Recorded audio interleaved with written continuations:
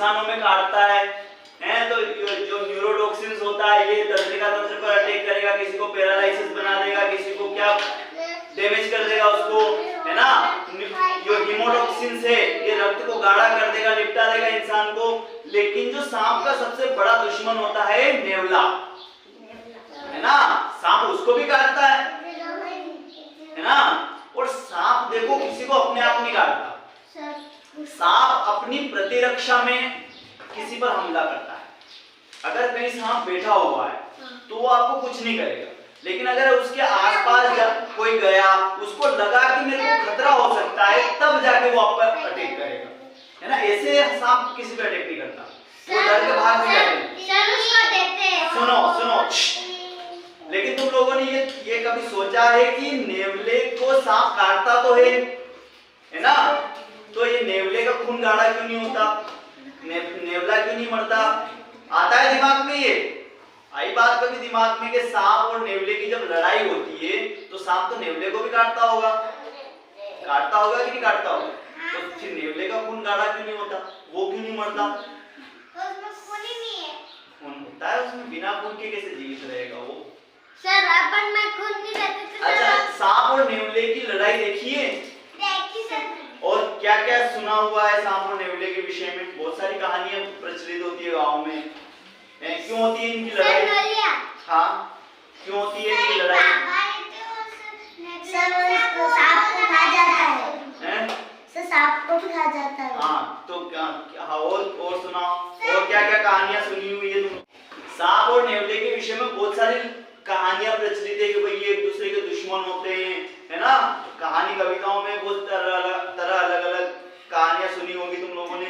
लेकिन ये दोनों आपस में लड़ते इसलिए हैं क्योंकि इनके रहन सहन की प्रकृति ऐसी होती है। क्या होता है? इनके रहन सहन की, इनका नेचर होता है वैसा, इनके रहन सहन की प्रवृत्ति ऐसी होती है।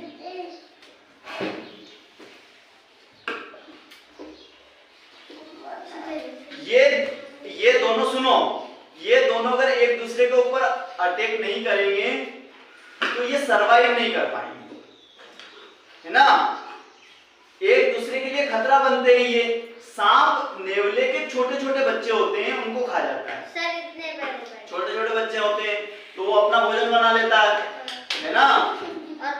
और नेवला भी सांप के छोटे छोटे बच्चों को अटैक करके उसे उनको निपटा देता है ना।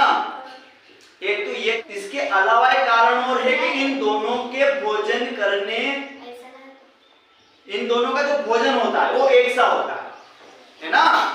दोनों चूहों को भी खाएंगे, है ना, मेंढक को भी खा जाएंगे, तो इन दोनों का खान पान एक जैसा होता है। इसलिए ये अपने अपने क्षेत्र में सरवाइव करने के लिए, जीवित रहने के लिए एक दूसरे पर अटैक करते हैं। आया समझ में? एक दूसरे का भोजन समान तथा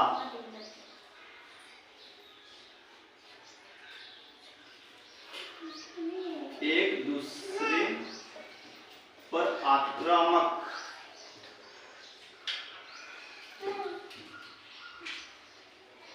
होना ही एक दूसरे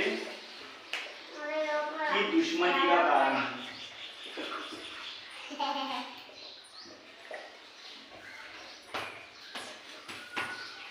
एक दूसरे से दुश्मनी का कारण। अब देखो, सांप और नेवले की लड़ाई में 80% तक नेवला ही जीतता है, सांप नहीं जीत पाता, है ना।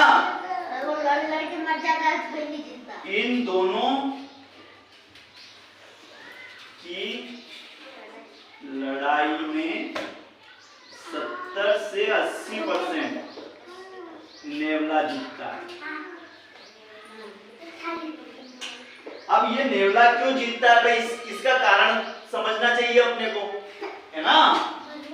देखो, जब इन दोनों की लड़ाई होती है ना, तो सांप बाइट करता है, उसको काटता है नेवले को, है ना। अब नेवले के अंदर वो वेनम, उसका जहर पहुंचता है ना। सुनो, सांपों के दिमाग में न्यूरोट्रांसमीटर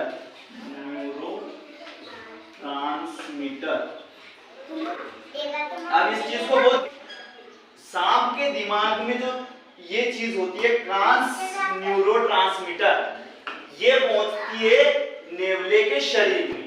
अब नेवले के खून में एक चीज होती है कि खून में एसिटाइलोक्लीन, ये नाम नए लग रहे होंगे तुम्हें, लेकिन तुम जब बड़ी क्लास में जाओगे तो ऐसे ही नामों को याद करना पड़ेगा। ये सब है ना, साइंटिफिक रिफ्लेक्ट होता है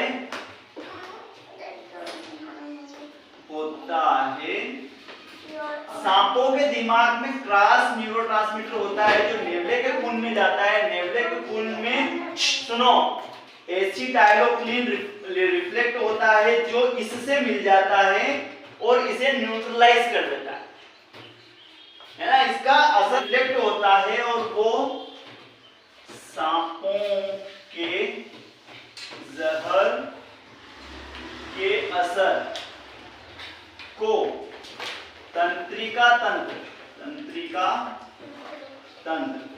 जैसे अपना तंत्रिका तंत्र होता है ना, ऐसे हर जानवरों में भी होता है जो उनके शरीर को चलाता है। अगर तंत्रिका तंत्र तक जहर पहुंचेगा तो वो फिर शरीर को आदेशित नहीं कर पाएगी, तो फिर नेवला भी हिलडुल नहीं पाएगा।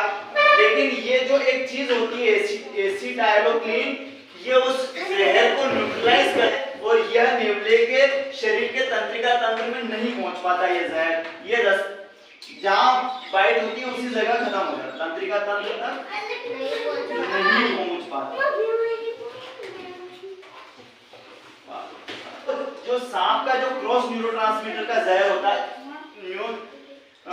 के दिमाग में क्रॉस न्यूरोट्रांसमीटर होता है, ये नेवले के खून में मिलता है और नेवले के खून में उपस्थित एसिटाइलोक्लीन रिफ्लेक्ट होता है जिससे वह इसके जहर को खत्म कर देता है और तंत्रिका तंत्र तक नहीं पहुंचने देता।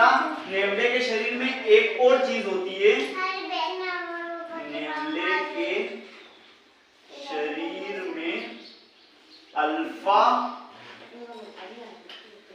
और बीटा ब्लॉकर्स होते हैं जो सांपों के जहर का नेवले के शरीर पर नुकसान नहीं होने देते, नुकसान नहीं होने देते हैं, है ना। नेवले के शरीर में अल्फा और बीटा ब्लॉकर्स भी होते हैं जो अगर सांप काट देगा तो उसके जहर को नेवले के शरीर के अंदर नुकसान नहीं पहुंचाने देते। ये एक और उनका सेकंड प्रोटेक्शन होता है उनके शरीर के अंदर। ठीक है, चलो ये सब हो गया, अब इसके उपाय देख लेते हैं। ठीक है।